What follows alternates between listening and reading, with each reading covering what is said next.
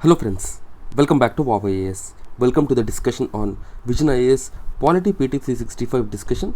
This is part 5 where we are going to discuss the sixth topic, that is important bills that were passed in the last 1 year.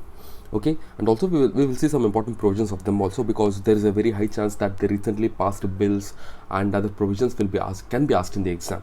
So we will discuss all of them in brief. So now let's begin. And guys, as you know, the document which we are using for the discussion of this, the PT365 summary, is basically the document which is prepared by us, which WOW IAS has prepared from the original PT365 document. Okay, this is the summary of the original document, and in this summary, what we have done is we have reduced the size of the PT365. We have reduced the size of the PT365 to approximately half, you can say. Okay, so this will ensure that you cover maximum content in minimum time. This will also help you to reduce your revision time, and also you can revise the same thing multiple times, which is very key from the prelims point of view. Now let's begin. The first important thing what we have is the amendment to the RTA Act. This amendment to the RTA Act was enacted by the Parliament in 2019, so it was in news. And what is this amendment all about?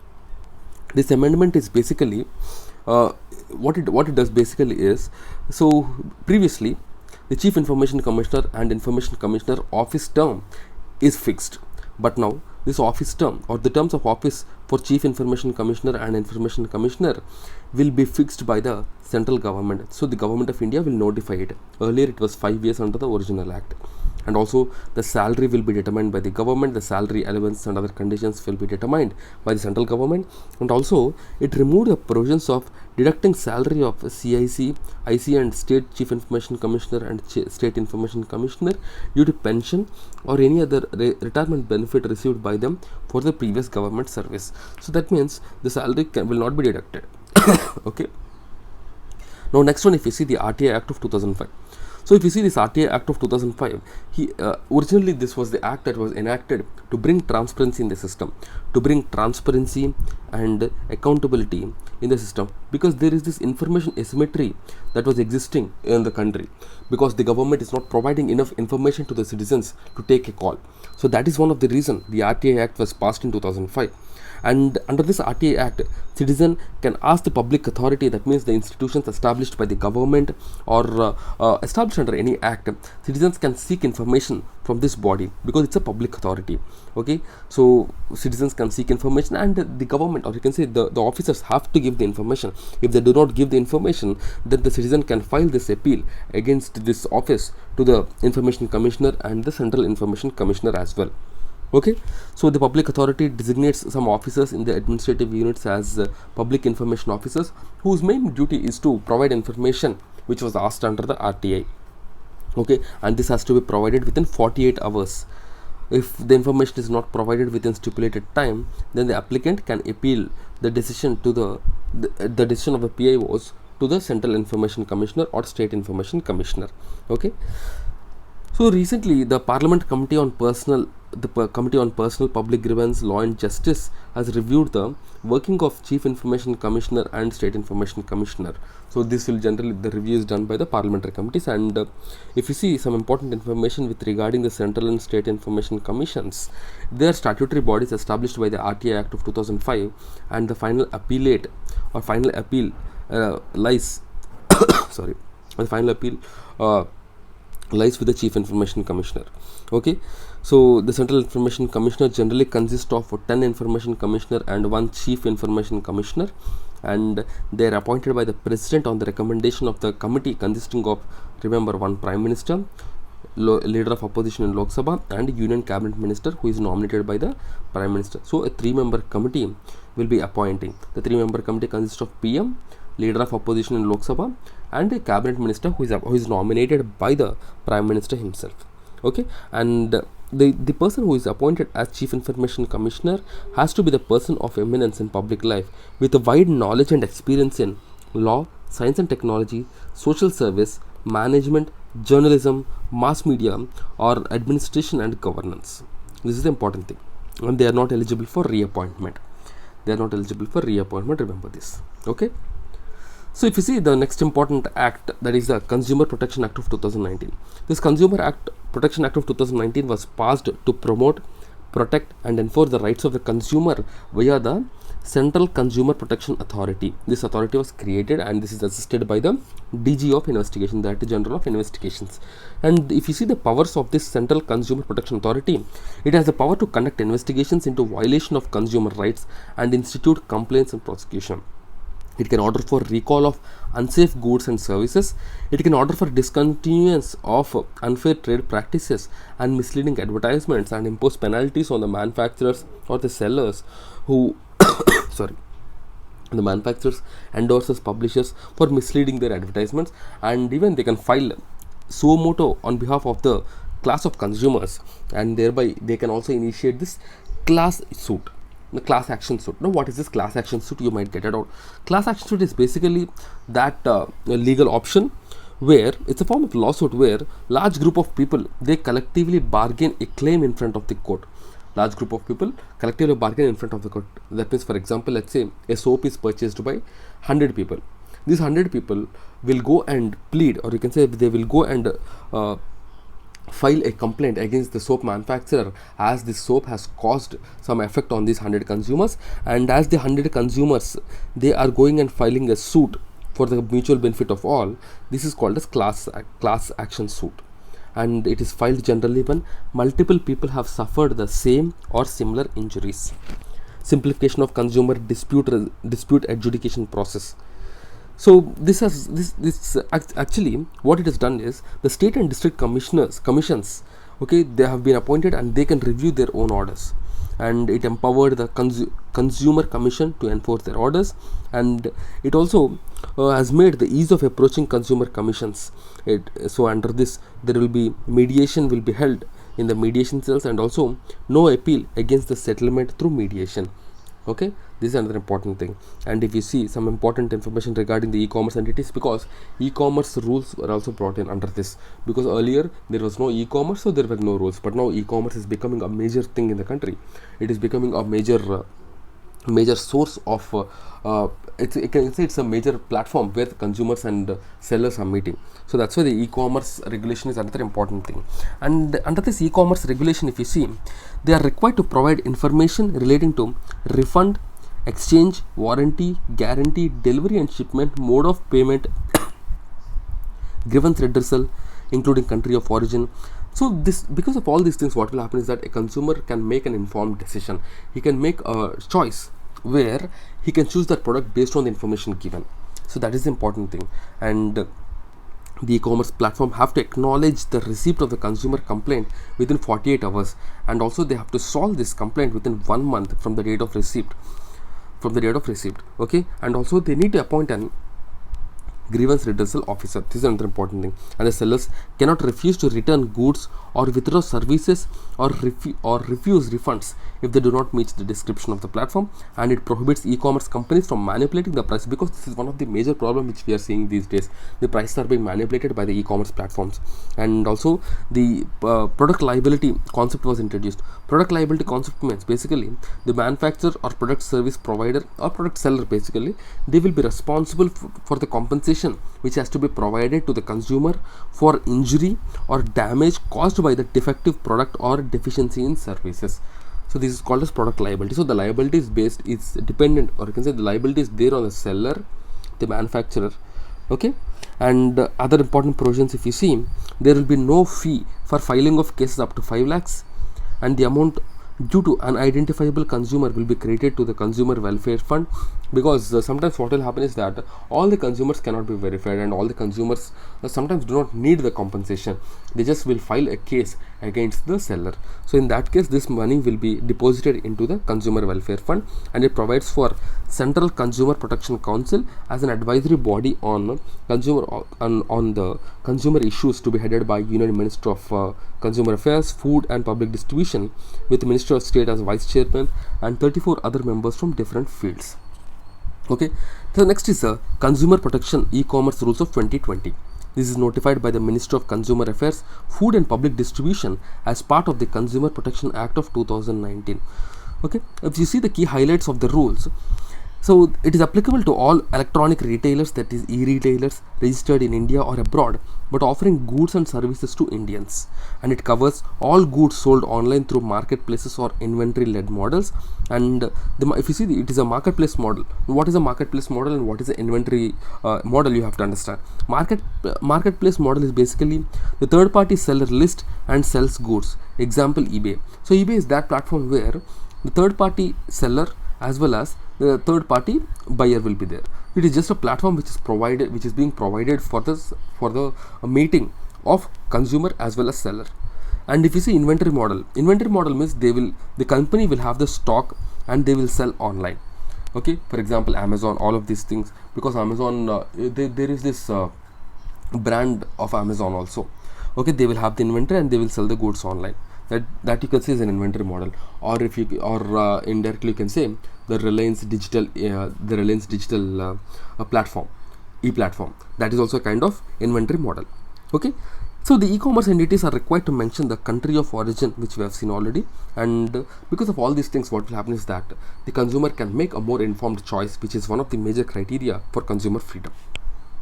Now let's see some other information. There are 6 consumer rights that are provided in the new act. 6 consumer rights, remember this: right to be protected, right to be informed about the quality, quantity and potency regarding standards of the product, the right to be assured wherever possible for the access to a variety of goods, products or services at competitive prices, the right to be heard, the right to seek redressal against unfair trade practices or restrictive trade practices or unscrupulous exploitation of consumer, and right to consumer awareness. Right to consumer awareness. So these are the important provisions of the act. And if you see the Consumer Protection Act of 1986 and Consumer Protection Act of 2019, there are a lot of differences. Now we will see those differences because in the exam, if you see, this is where they will confuse. They will give some provisions of 1986 in the 2019 Act and they will ask us to choose the correct option. So that is the reason we need to know the difference between the 1986 Act and the 2019 Act. So if you see 1986 Act, there is no separate regulator for this. There is no separate regulator for the consumer affairs. But in 2019 Act, a Central Consumer Protection Authority was created. The Central Consumer Protection Authority will be the nodal agency or regulator which will regulate all the affairs. And you have if you talk about the consumer court, the complaint could be filed in consumer court wherever the seller office is located. This is the thing. But now the complaint can be filed in a consumer court where the person who is complaining resides or works. This is the major thing, because normally if you see let's take an example of an e-commerce platform.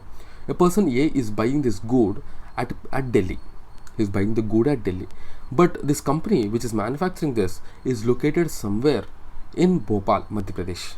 Now what will happen? This person from Delhi cannot go to Bhopal and file a complaint. So it will be very easy for him, and also he will be able to complain.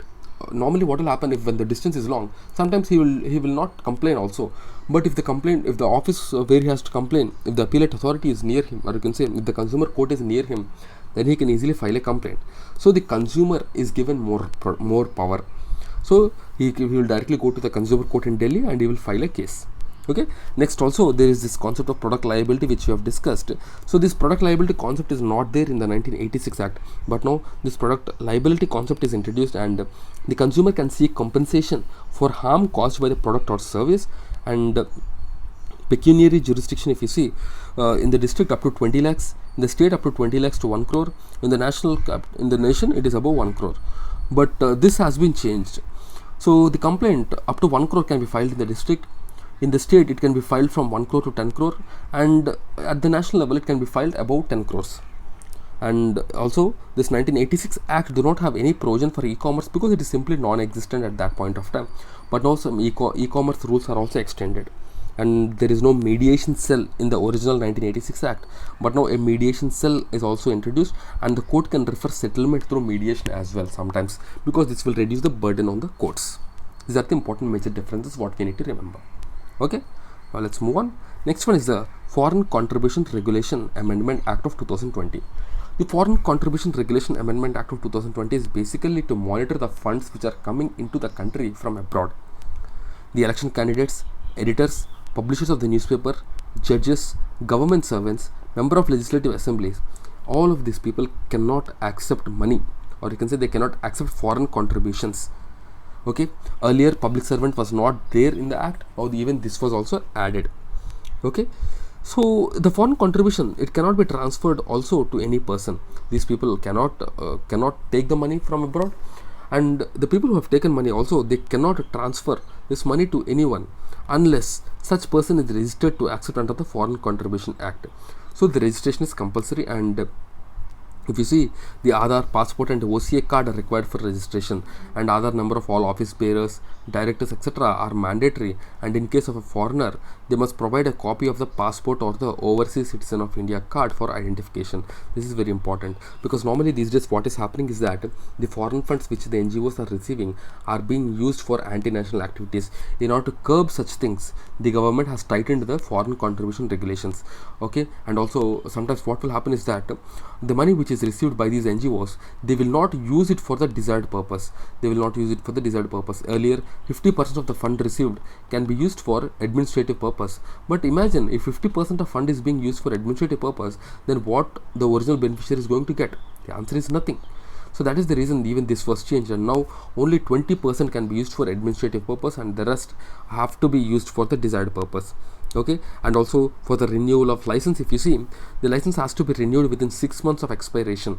Within 6 months the license has to be renewed, and during the renewing also, the government can conduct an inquiry so that the person has fulfilled all the conditions, and under the act the government may suspend the registration for 180 days.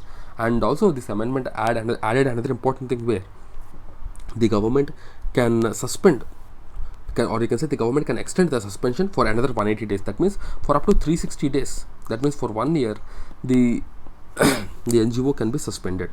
Okay, the government may suspend the registration. And the FCRA Foreign Contribution Regulation Act, this is basically, as I told already, to monitor the flow of foreign funds to the voluntary organizations whose objective of prevailing any possible. So the main objective is to stop the use of, or you can say to stop the spread of fund diversion for anti-national activities. And it is regulated by Home Minister. Remember this. It is Home Minister regulates the acceptance and utilization of foreign contribution by individual, association and companies. Okay. So next one is the regulation of NGOs. NGOs is basically that body that promotes the interest of poor, protects environment, provides social services, undertake community development, and it is not part of the government, nor it has legal status, but they are registered as trust, society or private limited non-profit company. This is the main definition of NGO, and constitutionally the NGOs are backed by Article 19(1)(c), which talks about the right to formation of associations. The right to freedom has also right to form associations, and Article 43 also promote cooperatives in rural areas. And the concurrent list mentions charitable institutions, charitable and religious institutions as well.